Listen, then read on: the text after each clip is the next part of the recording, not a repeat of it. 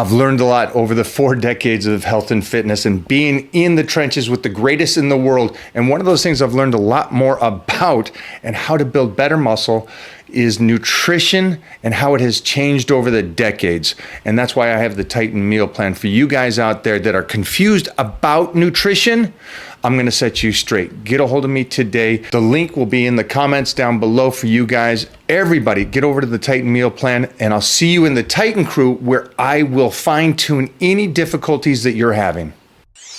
Big John, I wanted to just touch base with you today because I'm going to talk to a couple of guys, and one of the things is I'd like to get your intake on Father's Day, but more importantly, what's it take to be a good father, and what have you learned in these last couple of years? And was there something that you didn't know early on with Peter and then something you know now? And then do you look back and also kind of judge how you were as a kid and how you thought your dad did compared to now that you're a man and a father yourself, how your dad did?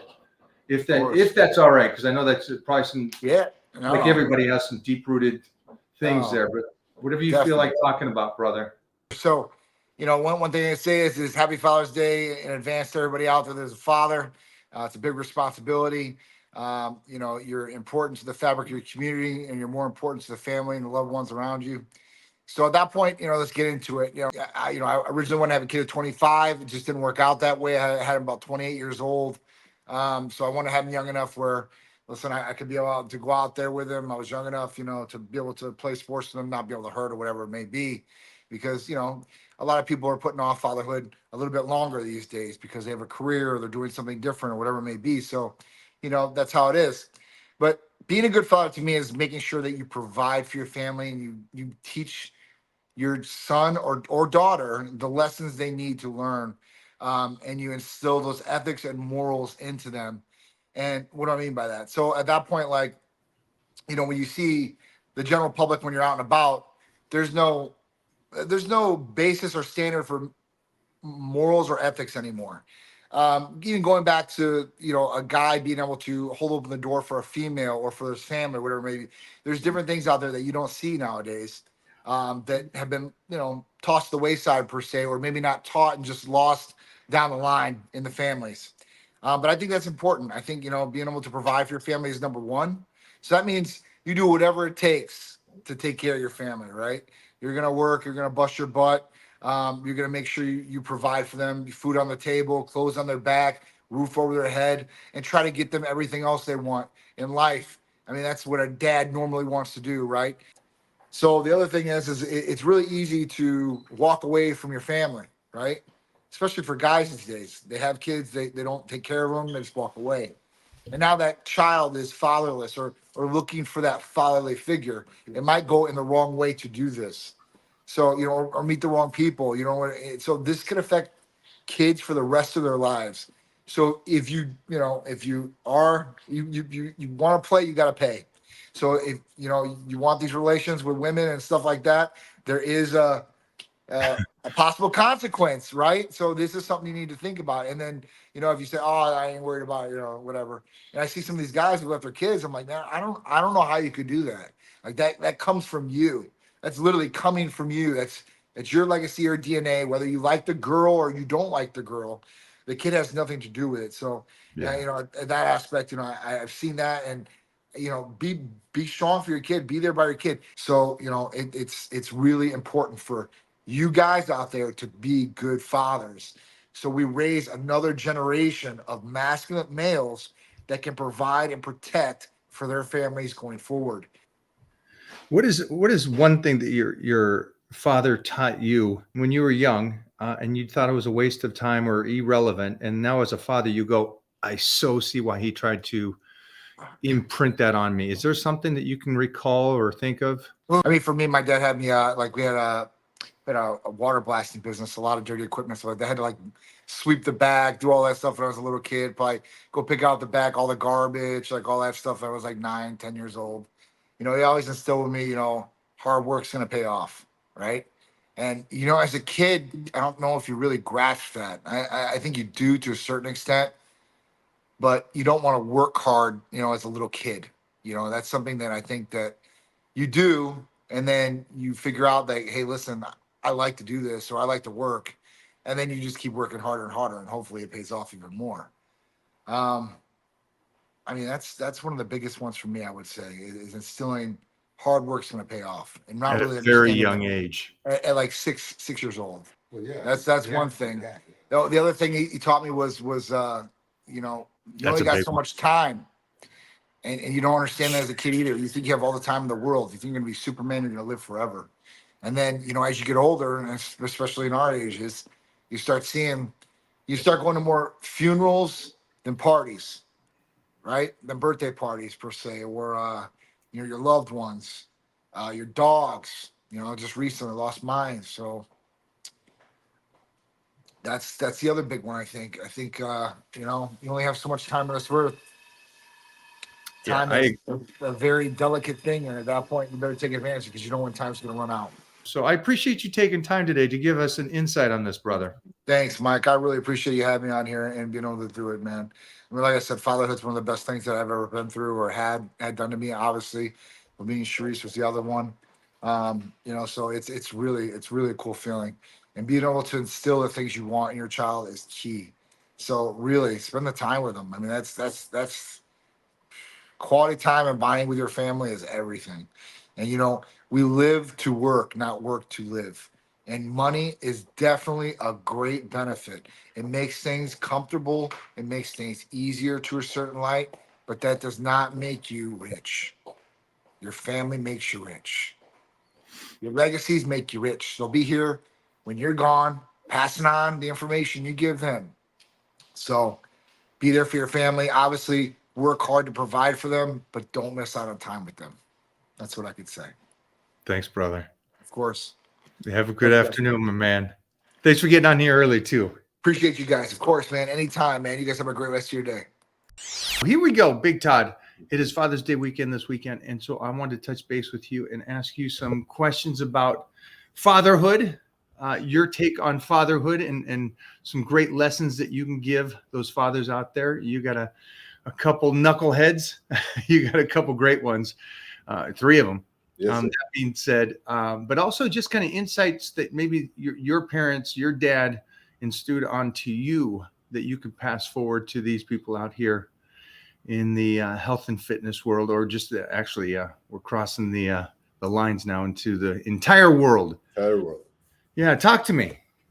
Yeah, I think for fatherhood means, I think, a lot of different things to me, but I think at the core of it, really, I guess I've had to grow and evolve a lot over the years, right? I think it really becomes down to, I look at it as it's a blessing, but it's also a big responsibility, and you have a certain level of accountability, right? You got to remember these little guys and then these bigger guys, and they see and they hear and they listen and they mimic and they copy everything you do, right? And I think from day one, even when we don't understand what they're saying and the crying and all the craziness, they're learning from us right from day one, right? So from the standpoint of, I don't know how you conduct yourself and the way that you look at what a fatherhood, because I think there's a couple different things, right? Like a dad and a father, a couple different things. I think more in the fatherhood, I look at it as, okay, like I learned a lot of things from my dad, right, and my grandfather, and I attribute like a lot of my I don't know, different traits from different grandparents and then from my dad, but like from hard work, which I can remember as like, I don't know, 4-year-old boy learning to drive tractors. And like my grandpa used to put me on his knee in the car, and it was the old, like up in the hood stick shift and stuff. Right. And that was 4 years old driving. And that's where I learned to drive tractor and like chop wood and go to recycling and do all this stuff. And he was a farmer, and he was like crazy because I'm almost 6'4", and he was like, I don't know, 5'9", 5'10", but I also remember the craziness of, he'd be doing push-ups and I'd be on his back, and then he used to be like Popeye, and he'd blow up his thumb and go, watch this, and he'd have this white shirt on and the white shirt would pop, and that would be like, it was this little brickish, right? So there's a lot of different things that I learned, but it also, I think when I look at now being closer to 50, right, it's like going over those things, I think back and think, wow, that's where I maybe got some of the traits that I have in me, right, from that work ethic. And again, and then I see like the interaction, how all my kids have started to interact with each other. I see it also in the relationship. So me and Deb have been married 26 years, been together for 30, but I see that as Christian. Christian's engaged now, right? So he's getting married next year. And from that standpoint, but I've seen him with his fiance, Courtney, now for 6 years. And just the interaction, I'm like, wow, I've done an okay job. I've got a lot of things that I would change, but I like how I see him interact, unless it's totally different behind, which I don't think it is, right? So I see different things. But again, going back to, I have to sort of pray and say, hey, have I been able to do a good job? The same with Ryder, right? It's like, I want to make sure that if I'm not here, they've got at least a little bit of a legacy, a little bit of a foundation, I guess, right? To look at that. And then there's a lot of different things, but I think you got to make the most of the time you have here with them, because Mike, it goes fast. Okay. It's crazy.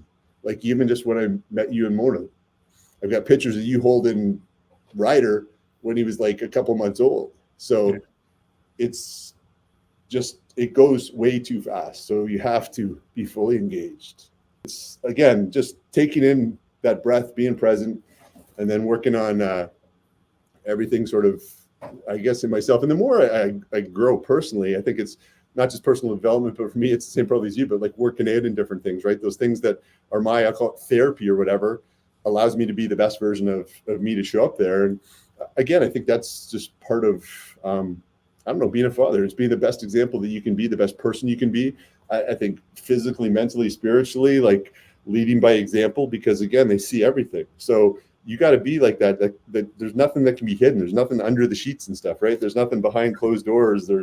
They're seeing everything. And even if it is behind closed doors, believe me, they probably get in those closed doors, right? So from that standpoint, you got to be the same person you are in every scenario, and not just show up as one person for Titan or for Ryder and for the kids, right? It's like, and I know Titan sees you as this, but like from the standpoint, I want my kids to see me as a superhero, right? I want them to see this healthy and physical whatever specimen that can play with them. That I love it. I was like, it was funny because we were at his place at the lake, and I brought some of Ryder's friends up there a couple of weeks ago, and outside by the marina, Emma's shirt off and stuff, and this kid comes up, he's like whispering in his ears, like, hey, your dad's got a six-pack. Like nothing, but his dad's like 340 pounds, right? I love to help the guy, but I don't want my kid being that kid ever, right? I just want to be that example. I want to set the example. I want to be accountable for him, right? I don't want him to believe that, and people are going to be like, oh, you're not being nice. It's the truth, right? I want him to see and understand, hey, healthy. I want him to see and understand love coming from me, right? I want to see and understand how I interact with Deborah, with like different people and across the board. So I just want to be the best version of me in every single scenario that my child or my kids are going to be exposed to in life. What is something that you learned from your elders, your pops, that you really look at now as a father and think that was so beneficial for you to learn, and you incorporate that into your dadness, I guess you would say? Right. Yeah. Just, the time spent with the child. My dad was always doing things with me. I grew up playing baseball, and he was always there, taking me to the field, practicing with me. We'd watch movies together, just, building memories, and not like, shying away from your child. And my grandfather was always there. Just a lot of family time. And a lot of people don't get that, and a lot of people don't get time with their fathers as much as they need. Either their dad is not around, or they're working so much and they don't see them. They're already in bed by the time they get home. And that was not the case with me. I always had a father figure in my life, and a grandfather. So, and a great mother and grandma. So all of that played into how I become, a parent now.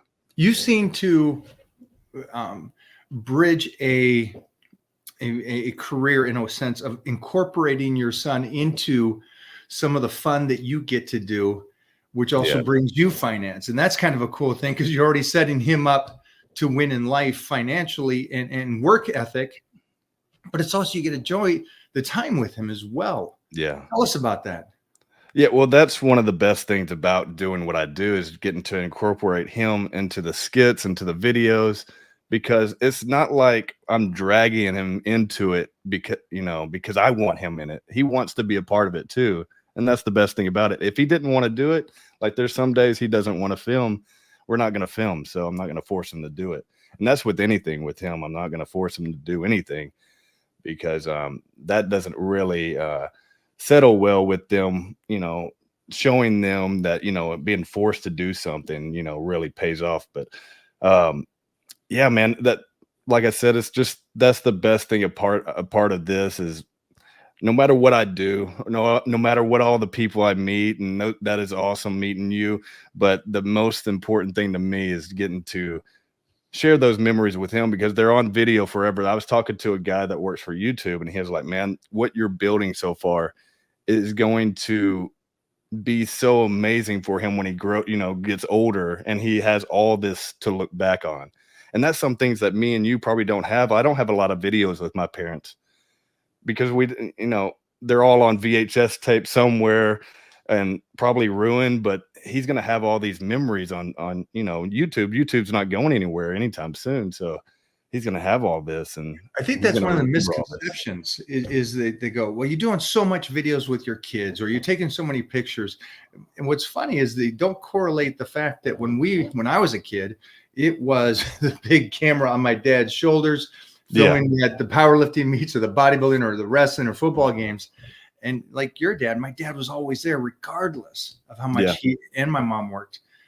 And so it was a benefit to have that. But we had scrapbooks, and now we have these things, and I'm actually doing stuff where I talk to future him just in case. That is really cool. Yeah. Just in case that he's, again, I'm lucky to be here. Like all of us, we're lucky to be here today. Right. None of us knows what tomorrow's going to bring. And so I'm trying to create enough content so he has a plethora. And I think it's great that you're doing that. I hope more parents would do that, because that's going to be for them later on. Right. But enough of me talking about fatherhood. Is there something that you see that your dad installed into you, or your grandfather put into you, that you still hold true today and say, this is a big part of why I am who I am today? Yeah. Discipline. I wasn't just allowed to do whatever I wanted. I mean, they would spank me, they would punish me. Wasn't a child that was just getting away with just anything. I was disciplined very well. And that has helped me so much as a father now, because I mean, Connor, you don't want to see him cry, but you can't just become their best friends always. You got to show them discipline, and you got to show them, the right things to do in and different situations when they shouldn't be doing something. So that's helped me so much as a father, is just the discipline I had growing up, and, the spankings. I know a lot of people are against that, but I mean, that for me, it really, made me mind my P's and Q's and, respect an adult, because a lot of kids don't respect adults because they're around these guys that are letting them do whatever and letting them say whatever. So, and that's one thing that I want to shy away from with Connor, and, and not let him be allowed to just watch anything or say anything or do things that, he shouldn't be doing at a young age. I tell you what, being a father though, it's life-changing, and it's the best thing that's ever happened to me. And it's really matured me so fast in these past 6 years. It's just crazy, like how it's helped me, almost like saved my life, because it gives you more of a purpose, especially during down times. And we're not always just, happy and all that, but he always brings me that joy. So that's one thing that I love about being a father, man. It's life-changing, and it's very well worth it, and it pays off, man, especially when you're a good father. And I love all the content. What you post, a lot of people, want to see more of that with you and Titan, all that. People love it. So people can relate to it. And if they can't relate to it because they didn't have that, they are inspired by it. And that's one thing that, that I love hearing when I see people in public and they love the videos, and how it's inspired them to not be afraid to be a father. And it's not a scary thing if you just, be the best dad that you can be.